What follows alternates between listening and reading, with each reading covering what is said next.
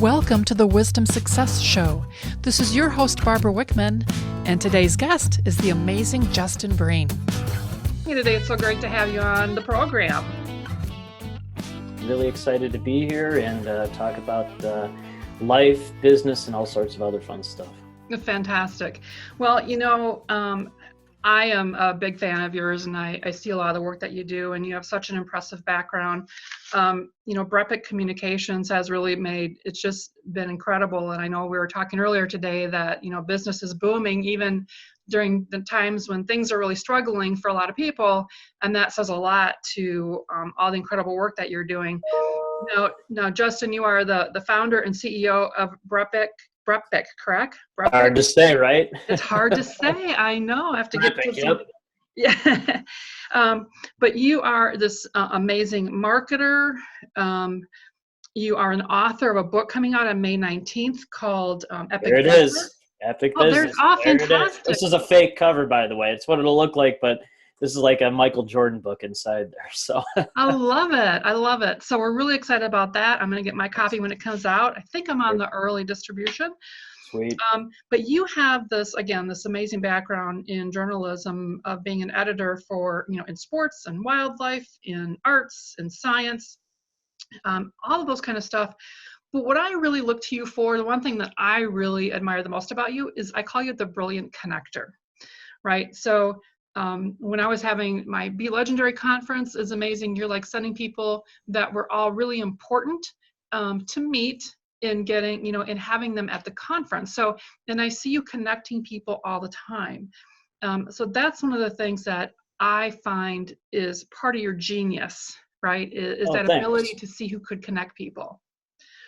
So how'd you come about learning about that whole element of connection?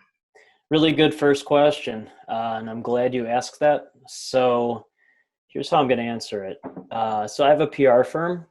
And it's very successful on a global level. But what my business really is a gigantic incubator of geniuses around the world, and we introduce each other for mutual gain. So the number one thing that I learned from writing this new book is that is what my company really is. Although it's a PR firm and I get my clients in awesome publications everywhere, really it's about connecting great people on a very, very high level. And then the byproduct is I'm constantly getting these intros to companies everywhere that want to hire my firm to be in the media. So you were saying, other businesses are struggling, and obviously that's the case for a lot of businesses. But my clients are visionaries, always with the abundance mentality. And so those folks don't think about cost. They think about investment. And so my clients aren't traditional small businesses. Like, they would never be my clients. These are folks that are really thinking big on a massive level. And then those folks they're investing heavily right now into things that I do. So what are some of the things that, like, when you speak to someone, what are a couple of their phrases or concepts that they talk about that let you know that person is truly a visionary? So if someone asks, what do you cost? I'll never work with them, ever. That's the complete wrong mindset. The folks that work with me now, they say, what does an investment with you look like? And so I talk like this to a room full of 20 people, even entrepreneurs or small business owners, and 18 of them will look at me like I'm crazy or an alien. And those folks will never be in my network. They'll never be clients. They'll never be referral sources. So I only care about the one or two people that really understand how my brain works. And those are the people that become in my networks. And these are the best people because they totally understand investing in their businesses and their brands. And also, even more importantly, making the right connections that change people's lives. So I'm really good at this. There's people that are better at it, and they're all over the world. You just kind of have to find them. But when you do, they introduce you to other people like that, because it's pretty rare. But when you get this whole group of people together, it's pretty awesome. And it's only started for me. In the last couple of days, I've talked to people in Italy, Malaysia, Israel, China, Singapore, Australia, New Zealand. And these are all people running very high 6-figure, 7-figure, 8-figure, 9-figure businesses. And they're just the best people ever. And so when you do that all day, it's like contagious. It's like a drug. And most people, I tell them that, and they're like, "What are you really? This is what you do all day?" I go, "Yeah, this is what I do all day, and these are the people that I work with, and this is why my business is successful." So it's been a lot of fun. Well, it sounds like you've really found kind of the key. We always talk about, one of our favorite people, Sarah, always says, when the tide rises, all the boats rise together. And it sounds like you've really found that to be true. Mhm. What I find, a lot of people, a lot of the businesses that maybe they're not the visionaries, are afraid to make those connections because they're Yep. afraid that they're going to lose that business. And what you find is that really you flourish when you share. So you just said the key word. It's all fear. So, I started this business less than 3 years ago, and the fear and anxiety and ups and downs from starting a business for me personally are way, way, way, way, way more than what's going on now. I mean, for me, my business is, I've barely changed anything except less in-person meeting or no in-person meetings, obviously. And so most of these amazing entrepreneurs, they've already been through all this kind of craziness. I mean, that's what being an entrepreneur is anyway. So they're just pivoting and changing things in a good way and being abundant and positive. And I think a lot of these folks that you're talking about, they can't get out of their own way, and they don't realize that genuinely helping people and going out of your way to help people, it's the best thing you can do, because it just leads to endless growth and opportunities. And then just what I've done is I've just continued to find better and better people who, it's not about revenue. It's about helping people and connectivity and just overall awesomeness. Yeah, I always say, if you do the work and you do it as from a receiving and a sharing perspective, money follows. And you Right. have to worry less about money than if you just do what your purpose is and your intentions and look to Mhm. better everyone. Yeah, you Right. don't worry about money so much. So you get to a place, a couple of ways to answer that. One, a year ago, basically a year and a half ago at this time, I'd made more money by far than I ever had in a year. And I was never more depressed in my life. So I realized very quickly that doesn't mean anything. In fact, it can be a negative. So it was actually good to go through that.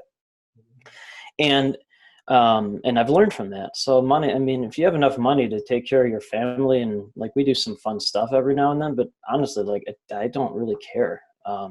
Like a lot of these organizations, they want you to 10x your revenue. I mean, for me, that doesn't mean anything to me. Yeah. For me, it's 10xing your experiences, and really for me, it's the network.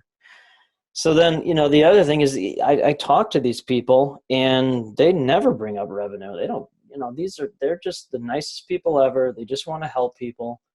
And I was at this guy's house the other day. Well, it was more than the other day because I haven't been to anyone's house in a while. But Yeah. so he lives on, so he lives in a giant mansion on Lake Michigan in the North Shore. And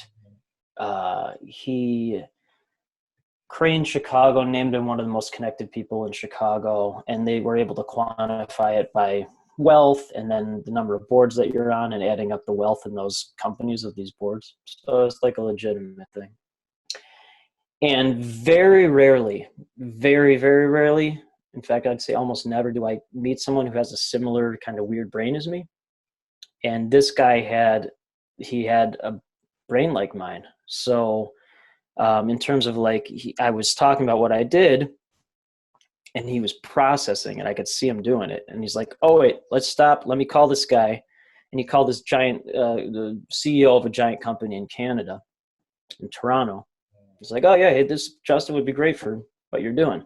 So I talked to the CEO. We like literally stopped a meeting, talked to the CEO. I just talked to the CEO's marketing person a couple days ago, and that's one of my newest clients. They just signed a thing. So Fantastic.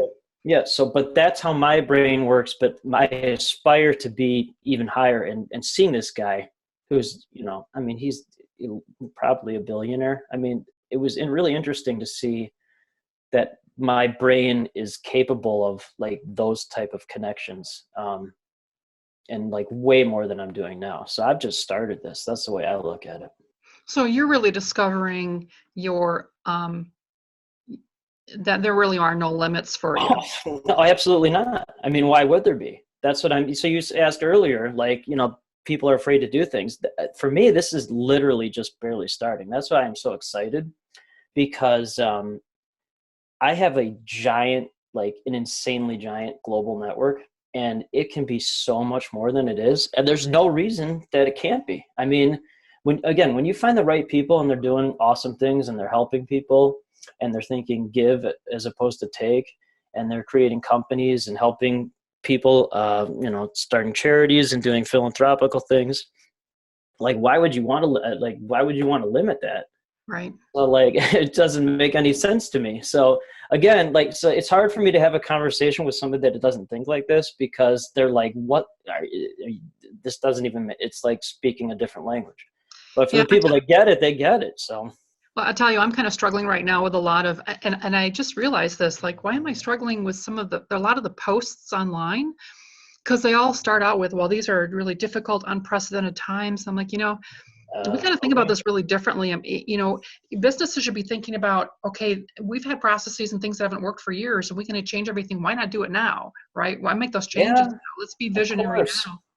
So what happened in the recession? All these great businesses came out of nothing. How many people, started their businesses when they were fired or had no job or whatever? And Exactly. that's what's going to happen here too. So obviously this is a difficult situation for a lot of people, and I empathize with that. But Okay. I look at things long term, and Right. this is going to be a tremendous opportunity for so many people. I posted that right when this started, and 90% of people were like, oh yeah, they totally agree. A couple people were like, this is the wrong time for that, but it's the right time for that. Yeah. It's the right time, because these are the changes that will lead to greatness. So what do people come to you for, Justin? well, wow, that's an interesting question. So my actual firm, I was a journalist for 20 years, and I created my entire business model based on how PR firms annoyed me for 20 years. So what my firm does is create interesting stories that serve the journalist and the client, and then the stories become a link on the client's website under news or blog or whatever. And I take that link and I pitch it to media all over the world. If media is interested, I put them in touch with the client contact moving forward. So that's literally all my firm does. If someone asks me to do something else, I will not do it. I will refer it to someone else, or just, they won't be a client. So, but that's it. That's literally, and then obviously my connections. I mean, I just like to make connections for people. So what is the problem that your clients are asking you to solve for them? So they're not having problems. That's what I mean. The people I work with don't have problems. It's not a problem. It's, here's something we're doing that's amazing, and we'd like the world to know about it. What people do say to me is they're tired of being the best known secret, or what is it? We're tired of being like the best secret out there, something like that. But that's not I guess it is a problem, I guess. But that's what I hear more than anything. But see, like, so that question that you asked, like, these folks are like, they've found this amazing joy in their lives from business success, and then connecting with the right people. They don't really have problems. So I'll go to these meetings where people will talk about companies, or their companies where they're having problems or employee issues. And it's hard for me to understand that, because I don't have any of those. Like, I don't have problems. I work with whoever I want to work with. I have, make as much money as I want to. I only work with visionaries. Like, if someone doesn't have a mindset, I will not work with them. Yep. And so, like, the way you're smiling and like appreciating this, like, those are the only people I work with, because they're the only ones that get it. Otherwise, it's not a good use of anybody's time. Yep, agreed. So as you mentioned, there's a lot of people who kind of get it, and a lot of people who don't. Is there a general piece of advice that you give people during these unprecedented times? Like, what's the one piece of advice that you always want to share with everybody? I kind of heard it in there, but I just want to hear you say it again. Okay, so Clearly. here's the best entrepreneurs. They care about people. Yep. That's the number one thing. It has nothing to do with business success.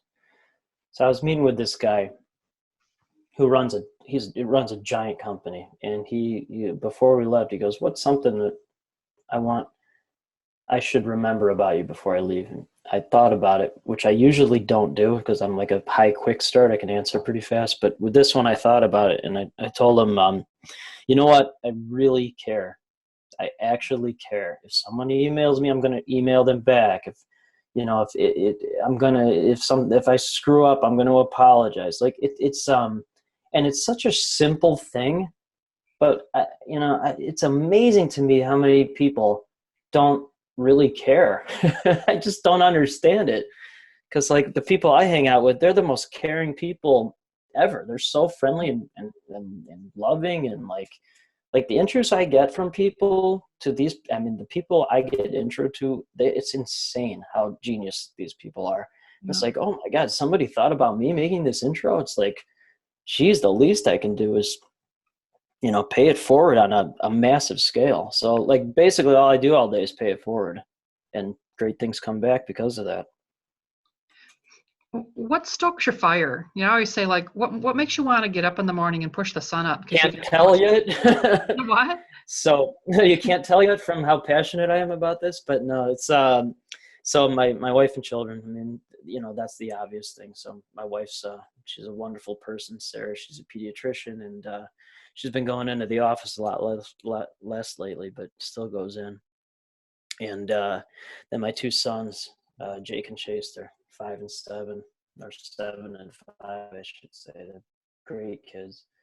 So, but I am so passionate about my company, and helping people on a massive scale. Like I literally never get tired of it. It's my drug. I could do this 24/7. If I didn't have to sleep, I would do this all the time. After this interview, I think I have 5 calls with people, and they're in all different parts of the world. They're all CEOs or entrepreneurs.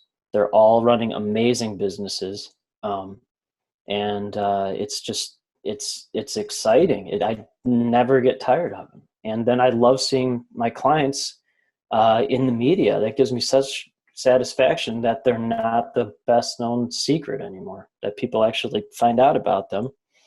And then, they realize what a good investment this is, as opposed to thinking about cost, which is just so ridiculous to me.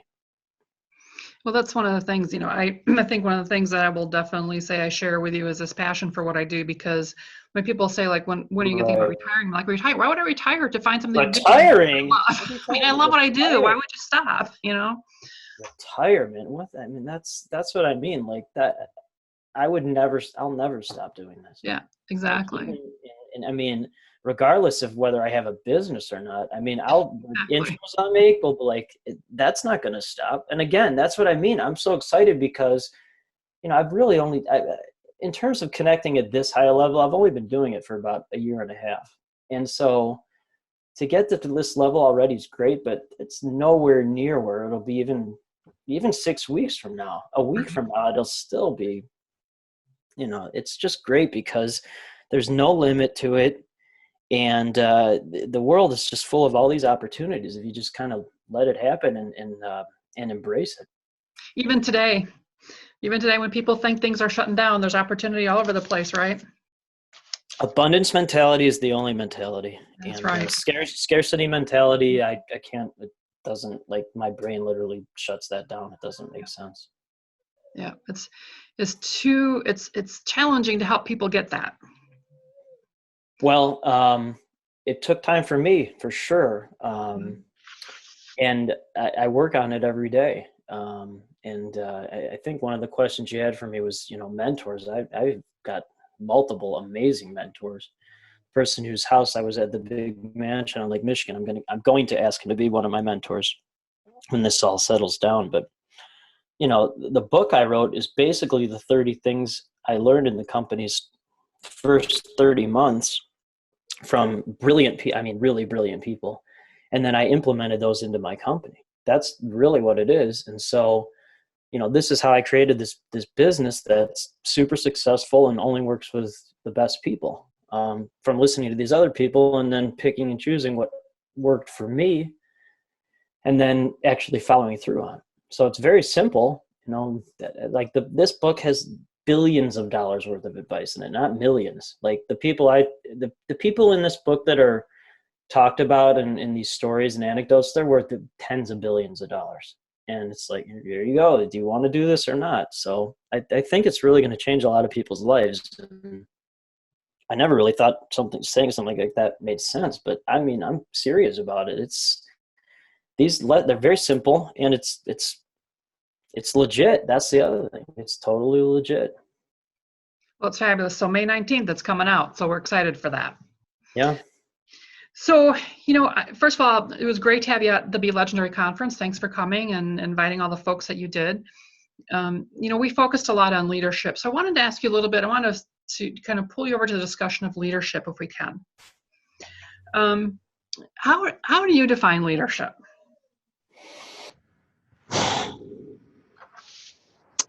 So in my company, I'm, essentially a solopreneur with some freelance writers. So, but with my network, I definitely consider myself a leader. So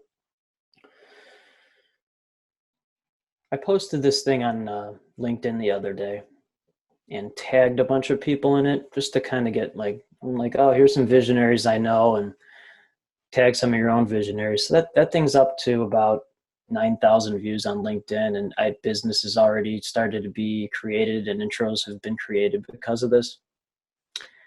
So leadership to me is like not letting fear stop you, being very proactive. And we talked about it a little already, but having an abundance mentality.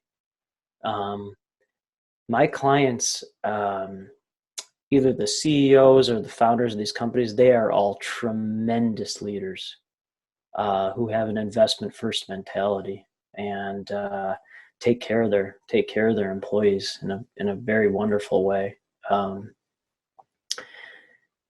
they're such good people too. Like that's so important, is being good leaders, being a good person first and foremost, for sure. So you talk about some of their mindsets, things like that. What are some behaviors that folks might see in a leader who is this abundance mindset leader who really cares about people? What are some of the actions or things that they may do? These are very good questions.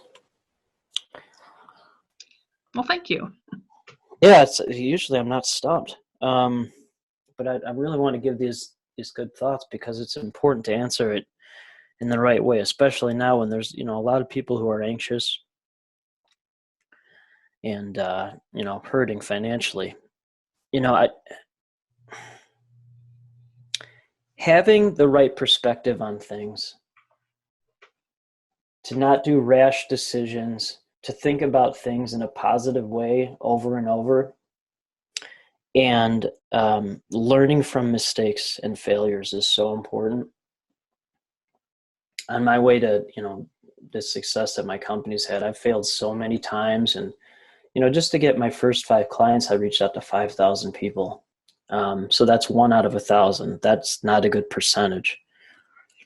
But these leaders, they never, the best ones, they never give up, and they put their employees first.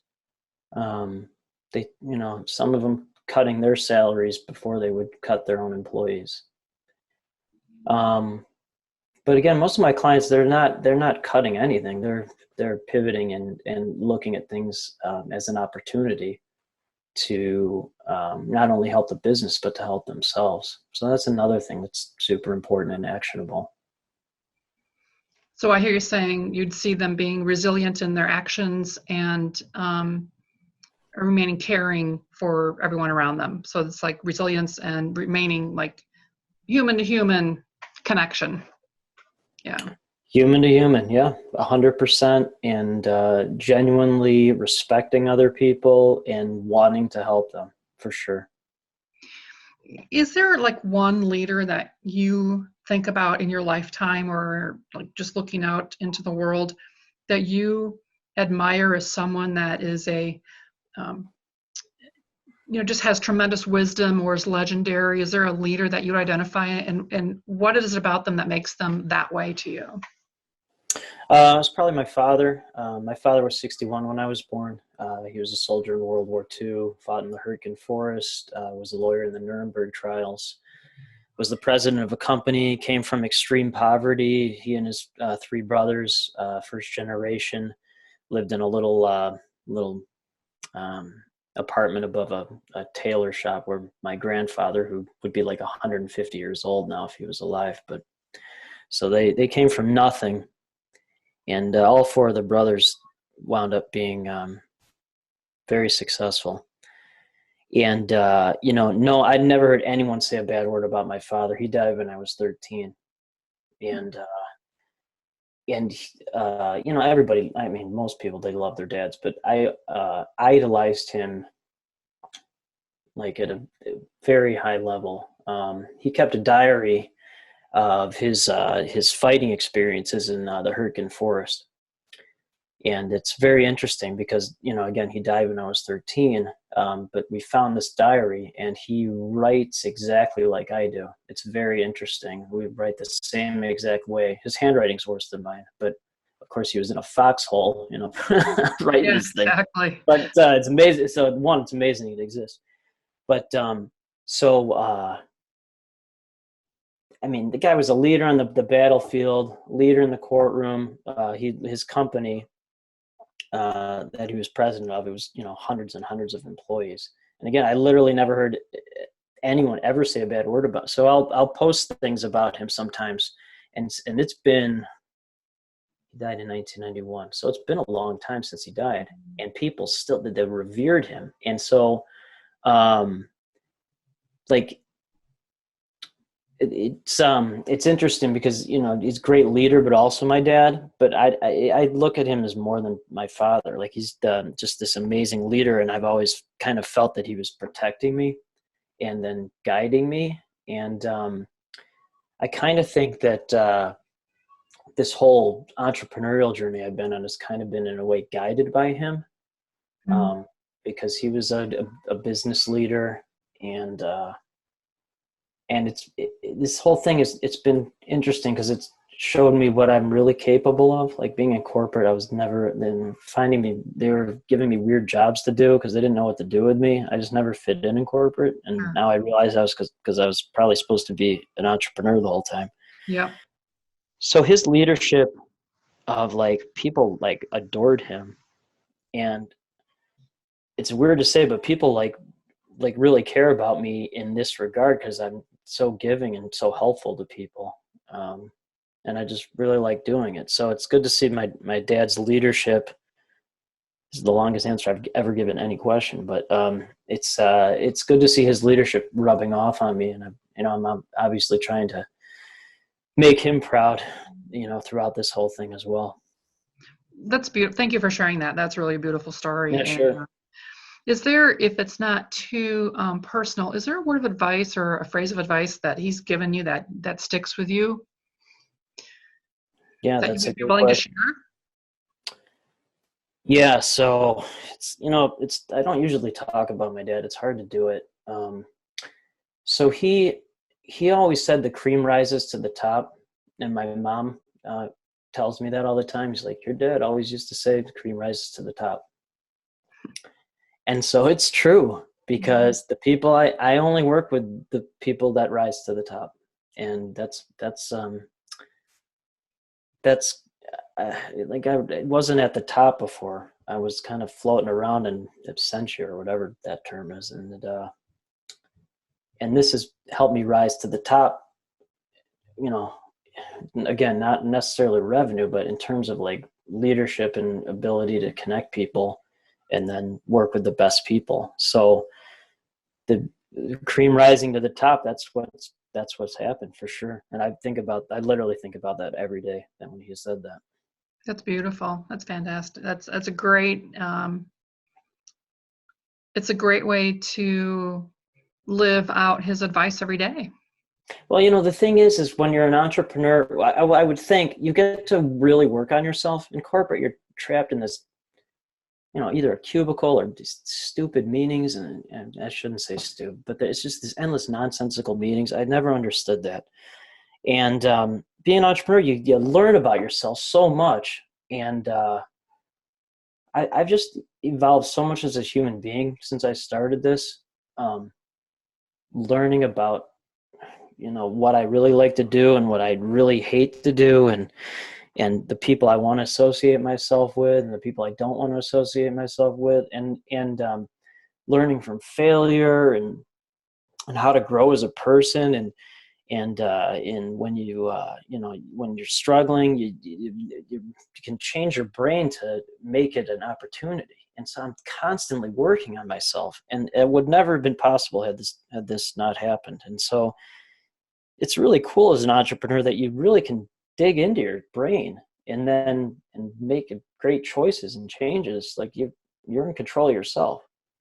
Like when I left corporate, I said I got tired of trying to work within the confines of four walls. I couldn't take it anymore, so I had to get out because it stifles everything.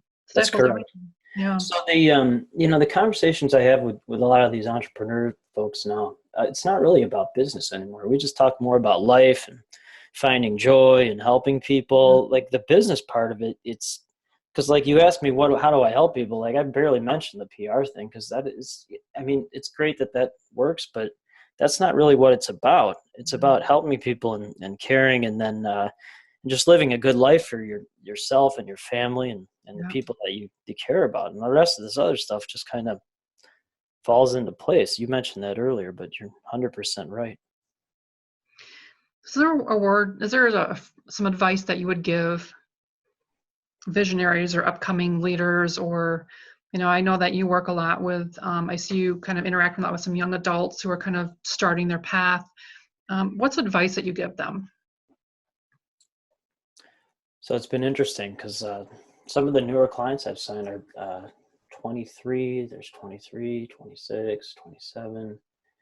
These people are old souls. They're so much more advanced than I was at that age.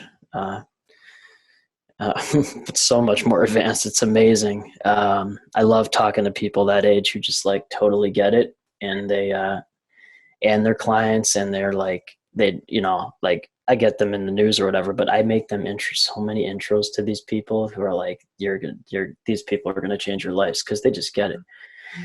So the advice those folks don't necessarily need advice, but they're like comets, they're unicorns. It's very hard for people that age to think like that. The rest of the folks, if they're starting businesses, and this is in the book, but like when you start a business, it takes 2 full years to really figure it out. So don't expect like stuff to happen overnight. Like it takes a long time, and it's okay. Like don't worry about it. It's you just got to give it time. And then the number one thing, I say this all the time, is that do what you love to do and what you're really good at. And that's what my company is. It's one thing, literally one thing, and I do it really well, and I love doing it. So don't spread yourself too thin with all this cockamamie nonsense. Find out what you really like to do and what you're good at, and everything else will follow. So is there anything that we haven't talked about that you think is important to share with entrepreneurs, visionaries, leaders?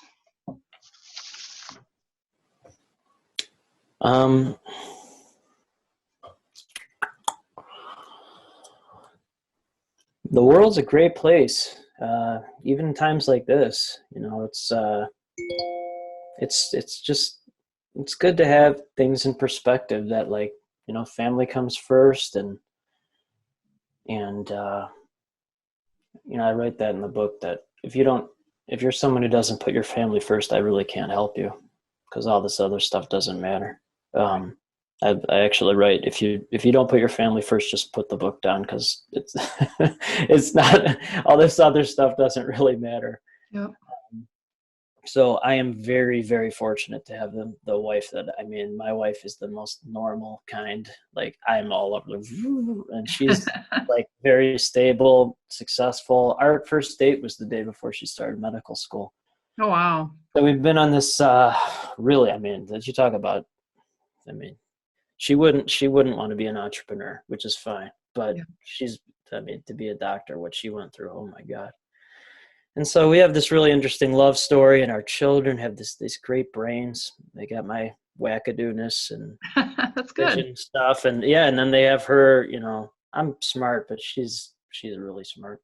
So they have her brain, and it's fascinating to see what they'll turn into. I'm really excited to kind of watch that. But yeah, to answer your question, like family, if you can't put your family first, then it just it's all this other stuff's worthless. Yep. Well, Justin, this has been really incredible conversation with you. Thank you for spending time with us today. And I know that your words of wisdom are going to help a lot of people out there, and get them to think a little bit differently. If people wanted to get in touch with you, how would they go about doing that?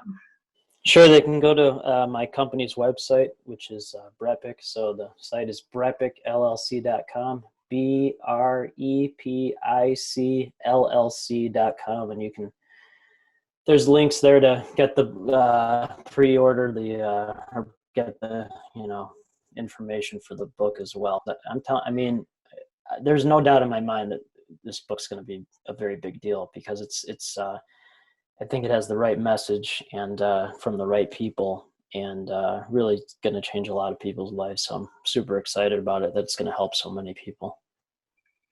Well, wish you all the best with that. And I'm going to get my copy too. If I'm not on that list, I'll be there, but I think I am already. Yeah, I think you are. Here it is. There it is. There it is.